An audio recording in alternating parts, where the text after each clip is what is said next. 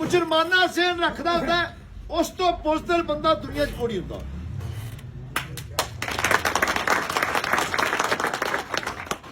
मैं इस मौके ते एक चैलेंज कर लगा वा मैं अपने सोशल मीडिया के जरिए मैं एक आज एक चैलेंज कर रहा वा। राणे तनवीर की रूटीन है कुरान पाक का हलफ या कलमा पढ़ के हलफ चुकना और झूठा आदमी है कुरान पाक का हलफ चुक जाता है। एक दफा नहीं मैनू कई दफा तजर्बा हो चुका है। एडा भलवान है ना, एडा भलवान है, ये समझदा कि मेरी इलाके बहुत बड़ी चौधर है और मेरी बहुत बड़ी फॉलोइंग है और मेरे बहुत ज्यादा वोटर है। उनको अपने कैंडिडेट जो तेरा जवाई जो तेरा कैप्टन सफदर है ना, जिदा प्यो राणा इकबाल है इतने वेख्या किसी ने अज तक ओ आ जाए मेरे नाल बह जाए उत्थे किसी खाना खुदा कुरान पाक के उत्ते असीं भी हथ रख रहे हैं। वो भी कुरान पाक के उत्ते कैंडिडेट का प्यो हथ रखे कि 5 तरीक नूं असीं कोई जाली वोट नहीं पावांगे ते कारकर्दगी शब्द सामने आ जाएगी। आ जाओ।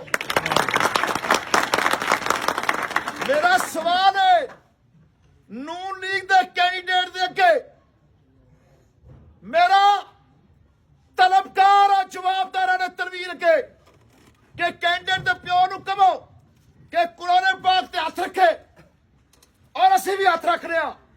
आजाद पट्टी भी रखेगा। आजाद पट्टी का वालद फौत हो चुका है, बड़ा भाई कुरान पाक ते हथ रख के हलफ देगा कि असीं 5 तरीक नूं कोई जाली वोट नहीं पावांगे दोवें घर और कोई फार्म 47 2 नंबर नहीं बनावांगे। मुनसिफाना इलेक्शन होने देंगे जिन्हों अल्लाह इज्जत देवे, जिन्हों पब्लिक इस इलाके की मुंतखब करे।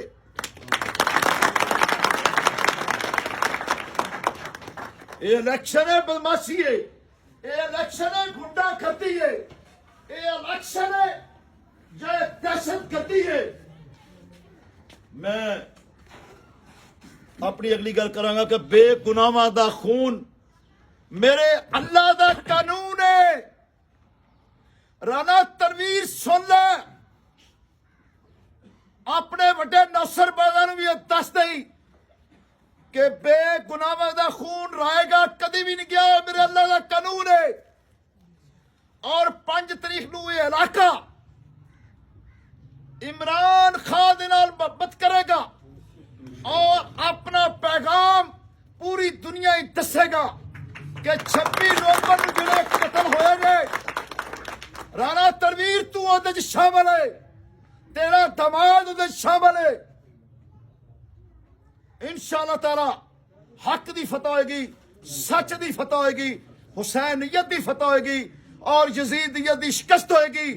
पाकिस्तान जिंदाबाद, इमरान खान जिंदाबाद, नाराए तकबीर, नाराए तकबीर, नाराए रिसालत, नाराए हैदरी, पाकिस्तान इमरान खान, आजाद हुसैन भट्टी, एक पासे मोर दूजे पासे चोर, दूजे पासे सारा टब्बर चोर। अल्लाह ताला तुहाडा और मेरा आमीन सुनो।